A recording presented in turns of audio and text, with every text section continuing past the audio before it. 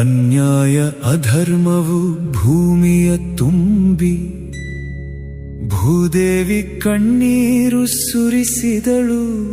ನಾರಾಯಣ ಮತ್ತೊಮ್ಮೆ ಬಾ, ಧರ್ಮದ ದೀಪವ ಬೆಳಗಿಸು ಎಂದಳು. ಕರುಣಾಮಯ ಶ್ರೀಹರಿ ನುಡಿದನು, ಬಹಳ ಅವತಾರ ತಾಳಿ ಬಂದೆನು. ಭೂಲೋಕದ ನೋವು ಸಾಕಾಯಿತು, ಈ ಬಾರಿ ನಾನು ಬರುವುದಿಲ್ಲ.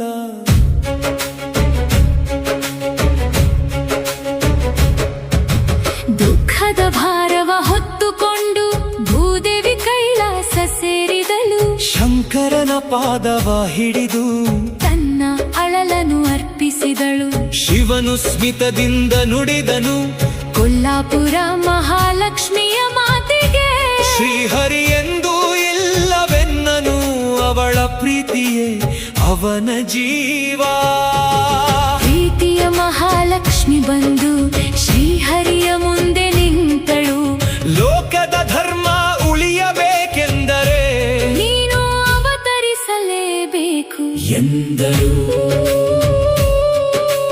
ಮಂದಹಾಸದಿ ಶ್ರೀಹರಿ ನುಡಿದನು, ನಿನ್ನ ಮಾತನು ಮೀರಲಾರೆ. ಭೂದೇವಿಯ ಪ್ರಾರ್ಥನೆಯಂತೆ ಧರ್ಮ ರಕ್ಷಣೆಗೆ ಬರುತ್ತೇನೆ.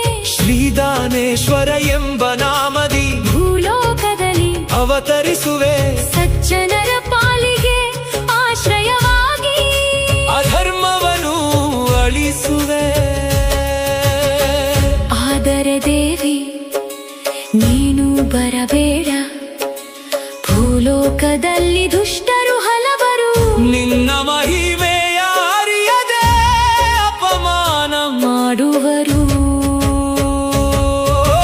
ಮಹಾಲಕ್ಷ್ಮಿ ಮೃದುವಾಗಿ ನುಡಿದಳು, ನಿನ್ನ ಬಿಟ್ಟು ನಾನು ಇರಲಾರೆ. ನಿನ್ನ ನೆರಳಾಗಿ ನಿನ್ನ ಉಸಿರಾಗಿ ಯಾವಾಗಲೂ ಗುಪ್ತವಾಗಿ ಜೊತೆ ಇರುವೆ.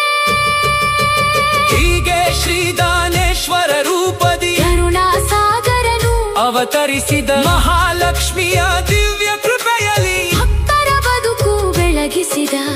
ಅರಿಯದವರು ನಿಂದಿಸಿದರು, ಸತ್ಯದ ಬೆಳಕು ಮರೆಯಾಗದು. ಭಕ್ತಿಯ ಕಣ್ಣಿಂದ ನೋಡುವವರಿಗೆ ದಿವ್ಯ ಪರಮಾತ್ಮ ಕಾಣಿಸಿ ಬರುವುದು. ಜಯ ದಾನೇಶ್ವರ ದೇವ, ಜಯ ಮಹಾಲಕ್ಷ್ಮಿ.